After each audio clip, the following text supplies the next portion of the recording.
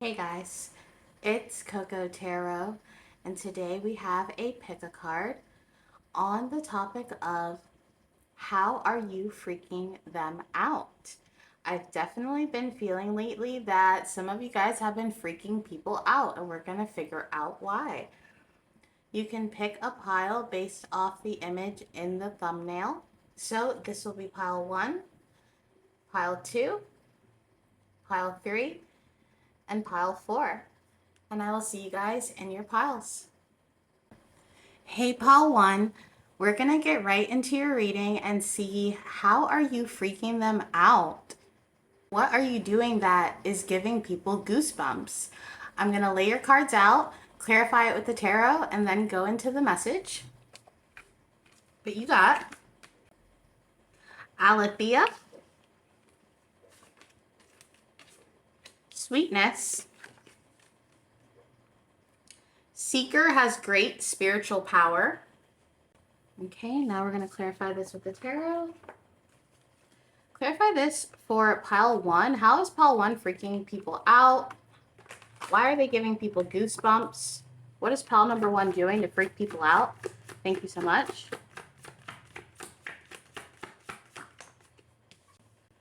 The Prince of Wands in reverse. The King of Wands in reverse. The Knight of Wands, the Knight of Swords in reverse. Could be a Nine of Wands energy. The Six of Cups, oh yeah, oh yeah. Pile number 1. And the Princess of Wands, lots of wand fire energy here. Basically, pile number 1, you freak people out because they cannot forget about you. Every encounter that they've had, even the negative ones, it's something that never leaves their cerebellum, is what I heard, their brain. People feel almost scientifically drawn to you. Like it's pheromones, it's a combination of things that they can't control, and it freaks them out. They feel as if they can never be able to get over your energy or forget your energy. Maybe some of you guys have broken a heart or two or ghosted someone, or even if you haven't, there's just this energy of, why can't I forget about pile number 1? With the great spiritual power here, people could think that you have put spells on them or did things to them to make them not be able to forget about you. But they replay memories about you over and over and over again. And this is even subconscious or involuntary. Some people, they don't even want to think about you this deeply, pile number 1, but they do, and it freaks them out. It gives them goosebumps. They don't understand how this one person can make them feel so attached. So there could be a few people that feel like they have a soul tie to you, or a red string of fate, or they always see your name, your birthday. They could see people that look like you a lot. So people that are your phenotype, that are the same race as you, not to that extent of a stereotype, but what I mean by a particular race, it can be a race that has a particular culture that makes it stand out, whether the way you dress or something. There's just something here where people can't seem to shake the memory of you. They run into you everywhere they go. And I keep hearing, if it wasn't for you. So there could have been a situation where if it wasn't for you, something wouldn't have happened, or a situation wouldn't have gone through as well as it did. It's very interesting, pile number 1, because I feel as if people forget a lot of things, but they don't forget you. They don't forget the way you smell, or it's really specific things. For some of you guys, a carousel or a Ferris wheel could be significant. You also freak people out because you automatically know when someone is lying or when someone isn't able to tell the truth. I'm seeing you ask someone a question and they try to lie about it and they can't. They start laughing or they break their poker face. There's something about you that freaks people out because they automatically feel like they have to be honest. You are the human embodiment of truth serum, okay? And when people are around you, they can't help but tell the truth, and this freaks them out, okay? That they tell you too much. They're like, man, pile number one, you're making me tell you too much. Maybe you go on business proposals or have business meetings, and somebody has one too many and they end up spilling business secrets. It's just natural with you. You have this spiritual ability to have people spill their guts to you, and this freaks them out. You can always tell the difference between a lie and a truth, is what I'm hearing, pile number one, and this extends to all areas of your life. So I do feel that you freak people out because of that spiritual ability, of this high intuition. You could feel as if you have a very big intuition. You're really good at reading people. Maybe you're the type of person that you don't have to know someone very long to be able to know what kind of energy they are and if you want to be around them, or if someone in your life is unsure about someone they know, you're the person they call to be like, hey, I need you to meet this person and feel them out. You have that sort of energy where people really, they even rely on your intuition more than you do, more than you rely on your own intuition. And it freaks them out because you end up always being right in the end. Pile number one, you're always right. Your intuition is always right. You also freak people out because you're always convincing them to get into some kind of trouble or to do something that is going to possibly get you in trouble. I don't know. It's this feeling of, oh my gosh, pile number one, why do you always get me into this situation? And even though it's fun and an adventure, it freaks people out that you have the ability to persuade them to do, for lack of a better word, even stupid things at times, or things that seem stupid or seem silly. But I think overall, pile number one, what freaks them out the most is the fact that they can't tell if you feel this deeply with them. So people who can't forget about you, they can't tell if it's the same for you where you can't forget about them. And this leaves them a little bit restless because they don't know if it's one-sided or if it's a two-way street when it comes to your energy, because people do know that you're like this with everyone, and it feels intimate and innate and special, this connection that you have with people, but it often leaves them wondering, is it as deep as I think? Am I making it up? You freak people out because you leave them feeling vulnerable, like they have no choice but to be themselves in this moment. You could play devil's advocate or be someone who just always has a rebuttal or always has something to say to push the argument in a different direction. Quite frankly, pile number one, you freak them out because you're not a sheep. But that is your reading, pile number one, and I hope to see you soon. Bye. Hey, pile number two, we're going to get right into your reading and see, why do you freak people out? How do you freak them out? How do you give them goosebumps? What's going on here? I'm going to get your cards out, clarify them with the tarot, and then we're going to get into the message. So let's get right into it. Alrighty, pile number two, you got the Cave, Isolation, High Chance of New Work. Clarify this for pile number two. Why and how do they freak people out? Why and how do they freak people out? Pile number two. Ooh, that flew all the way over here. It was the Nine of Pentacles. If it wants to come out, it'll come out. Okay. The Two of Cups in reverse. The Prince of Hearts in reverse. The Four of Pentacles. The Eight of Swords. Yeah, wow. Pile number two. Freaky, freaky. We're going to keep the Queen of Swords because that's your energy here. You freak people out because you don't need anybody. And I mean, obviously everybody needs someone. But with your energy, pile number two, you freak people out because you're so hyper independent that they don't know where they fit into your life. They feel like you just resonate on your own wave here. You don't really care what people think. You don't care what people think of you, what people think of your life. And this freaks people out because you could be the type of energy where people can never guess what you're going to do next. You're always in that cave, you're always in that hermit mode. You could be the type of person that nobody hears from you for months, and then you pop up and you've been doing all kinds of new stuff. So you definitely freak people out with your unexpected nature, and it stems from that isolation. You're someone who thrives off being by yourself, okay? I'm not saying that you have social anxiety, you're just antisocial in general. You don't really mess with people. Maybe you don't like people very much. People could annoy you in general just being around people, and they could drain you like a battery. They just drain all your social battery, and then you have to go home and recalibrate.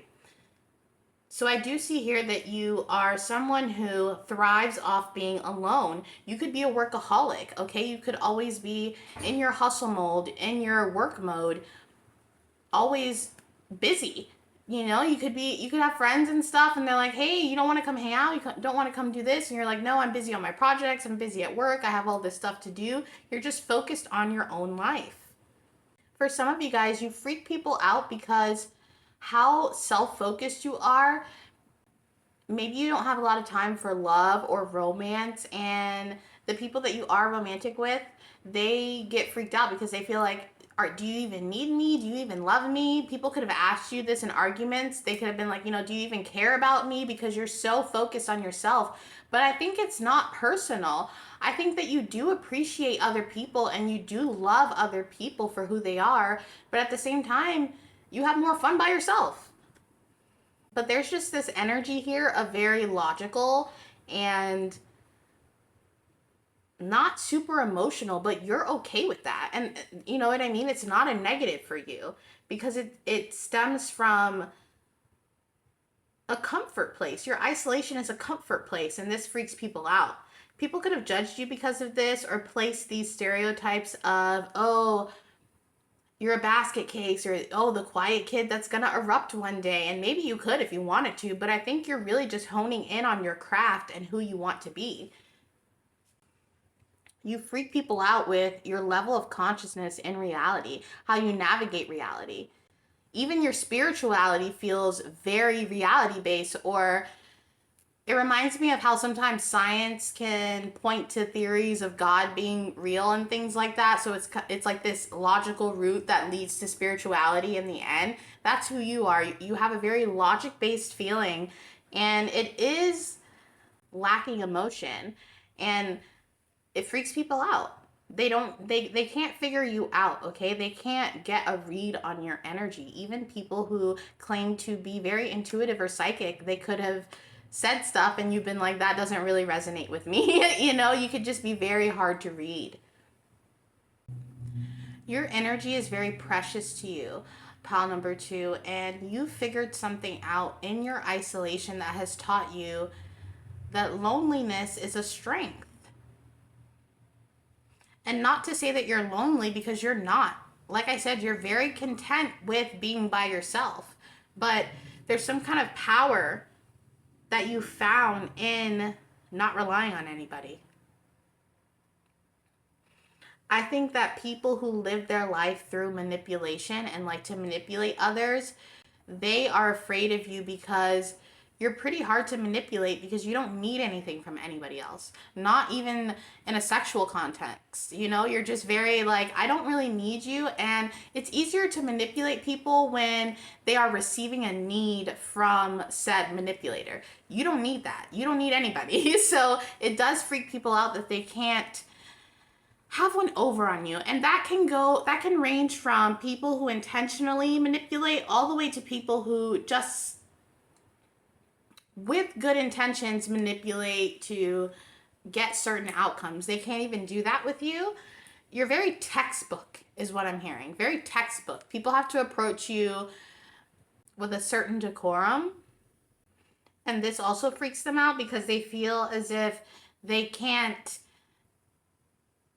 that you, to some level, they can't be transparent with you because you will judge them. I mean, I'm not saying that you're judgmental, but maybe you are. Maybe you have a certain, I don't know, people just feel like, oh, pile number 2's here. I gotta, stand up or, crease my skirt out. There's something here where people feel like they have to have a certain etiquette when they're around you, and it freaks them out. So you could be a boss or a manager or have a certain position where, you know, you have underlings or people who have to impress you. But you're hard to impress. You're the friend that's like, make me laugh, and nobody can make you laugh. Very strict and serious, and I don't know, it freaks people out. They can't figure you out, pile number 2. You're like an anomaly, or so poised that it's almost not real. But that is your reading, pile number 2, and I hope to see you soon. Bye. Hey, pile number 3, we're gonna get right into your reading and see, how do you freak them out? Why are you giving people goosebumps lately? I'm gonna get your cards out, clarify them with some tarot, and then get into the message. But I hope you guys are doing well. You got the Nectar, Determination, Spiritual Dedication. Alrighty. I clarify this for pile number 3. How are they freaking people out? Why are they giving people goosebumps? Thank you so much. Pile number 3. The Princess of Pentacles, the Two of Pentacles,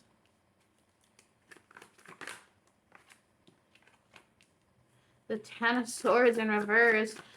Pile number 3, I'm getting a lot of sacral chakra, sexual, creative energy from you. Very interesting, pile number 3. Oh, wow. Okay. And I wanted 2 of them. The Seven of Wands and the Three of Swords. Okay, in the most PG way possible that I can say, right off the bat, all of that sacral energy is telling me that you get the job done. You get the job done. You are very dedicated to getting the job done. And I don't know why, but that freaks people out. What also freaks them out, though, is how nice you are. And this is in a lot of contexts as pile number 3. I think that you freak people out because you get along with everybody. I'm hearing you're too nice. Okay, you get along with everyone, and it makes people feel like they are easily replaceable or they have to compete for your attention. You're the type of person where someone will ghost you because of how good you made them feel, and it freaks them out. Like, you could have an amazing night with someone, or an amazing 3 months, an amazing 3 years with someone, and they just, it's like your ability to grasp that sweetness, that nectar out of life, it freaks people out because they experience that and they're like, oh, no, I'm about to fall in love. I can't do that right now. I think people, they can sense right off the bat that they're going to be dedicated to you. They're going to give it all to you. They're going to give you the white picket fence. They're going to give you the, you know, everything. And that spiritual dedication, it scares people. I think people get freaked out with how good you make them feel, pile number 3. Oh my goodness. I don't know.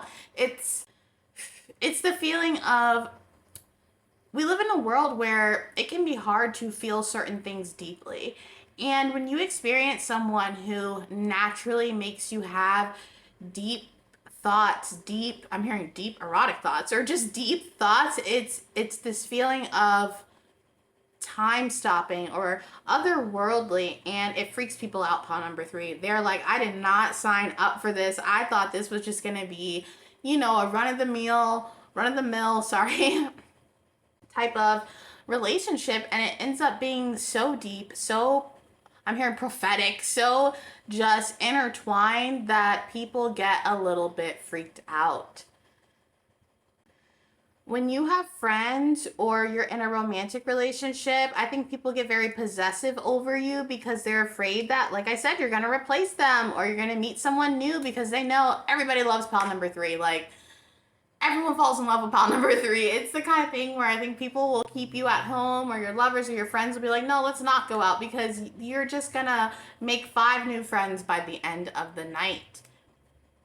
You're a huge social butterfly, and this is a really beautiful thing about you, pile number 3. I think you can easily talk to anyone in a crowd, or small talk with the grocery store clerk, or become friends with your bank teller. You just have this natural ability to be amicable, to be liked, to make friends easily, even through language barriers. Okay, so you could have a lot of friends that are foreigners, but regardless here, pile number 3. You are just so sweet and delicious and amazing and perfect. And it freaks me out because I'm just waiting for the downfall. That's how I feel. People feel like they're like, I'm just waiting for the moment where I get crushed, where things end. And even if that never comes, it freaks people out because they know when it comes and something brings you guys apart, they won't be able to handle it. So a lot of people opt out before they even dip more than their toes in pile number 3, because they know they're like, pile number 3 is gonna make me have to hang up the coat. They're gonna have to make me throw in my black book. They're gonna have to make me delete all the apps. It's a very, like it says here, spiritual dedication. Your energy screams, you have to be all in with me. You have to be all in. You know, I don't want just your heart. I want your soul, baby. That's how you are about number 3. You're like, I want your soul. I want your heart. I want your mind. I want it all. And it freaks people out. It is a huge investment to make with you because they have to invest it all.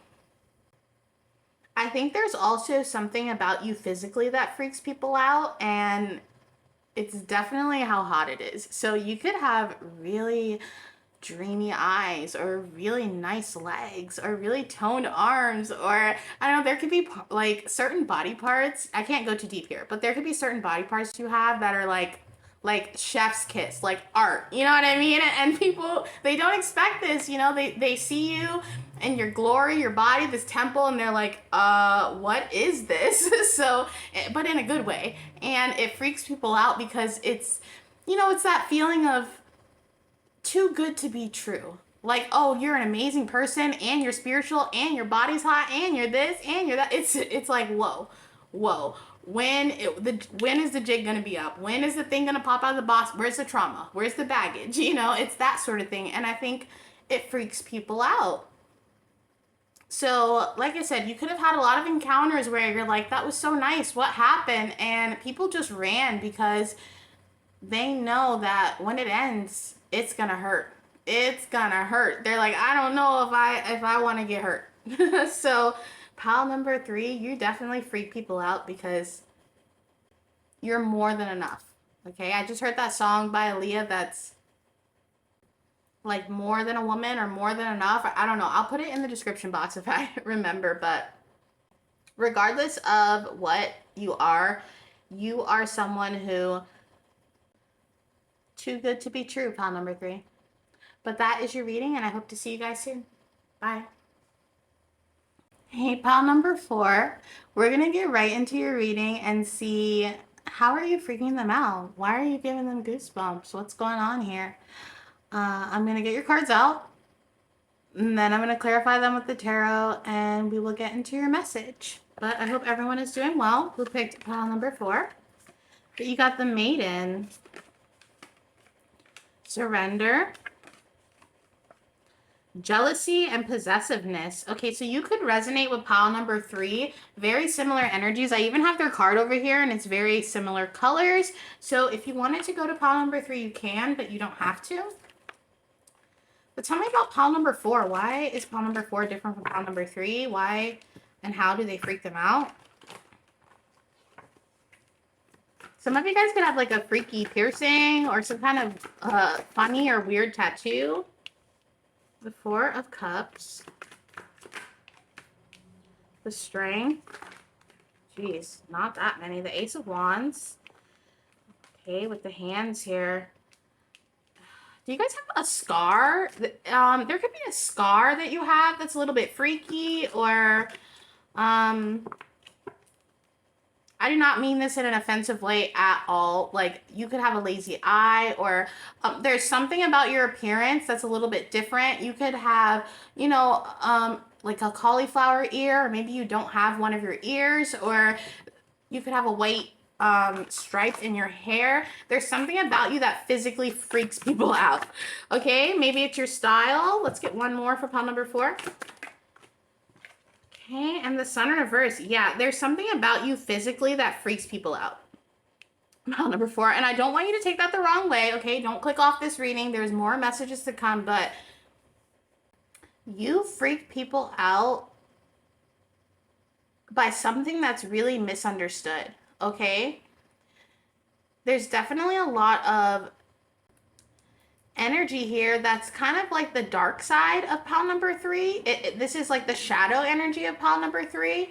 And what that is here is you have the ability to psychically tune into people without even knowing it, or saying things to people that absently trigger them or have something to do with something they've been thinking about or dreaming about or have seen on TV or on their phone.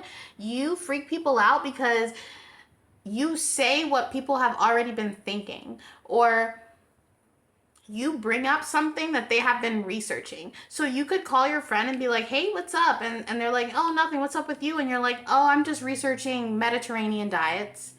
And they're like, I just watched a documentary on Mediterranean diets. It's that energy, pile number 4, where it's very uncanny how you clue into people, and it really does freak people out. Like, they really do get goosebumps. They're like, are you stalking me? Is there a fly on the wall? There could be people that think that you are jealous and possessive, or you stalk them because of how on the nose your spiritual abilities are. You could be a little bit psychic or a little bit, but it's very unknowing. You don't walk around like, I am, sir, madam, psychic of the great realms, or, grand rising, or you're not like that. You don't even advertise it. It's just, you naturally say the first thing that's on your mind, on your heart, and it ends up resonating with everybody around you. And it freaks people out. It freaks them the hell out, okay?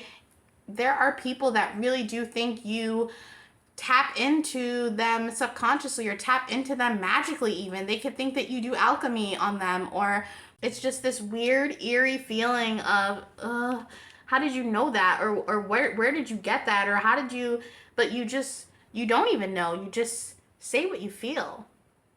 I think that there have been times where you have pillow talked with lovers and said things that really freaked them out. And they could have ghosted you or ran off, or it made them freak out, okay? There's just, and it doesn't have to be a negative thing that you said. It's just something that struck a chord. You strike a chord, okay? This card, it always reminded me of like a guitar and stuff when I learned to use this deck. Well, whenever I have a deck, I just kind of associate each card with like the first thing in my mind. And I thought of a guitar when I first saw this card, when I first got the deck. So you kind of strum this knowing inside of people, or you strike a chord.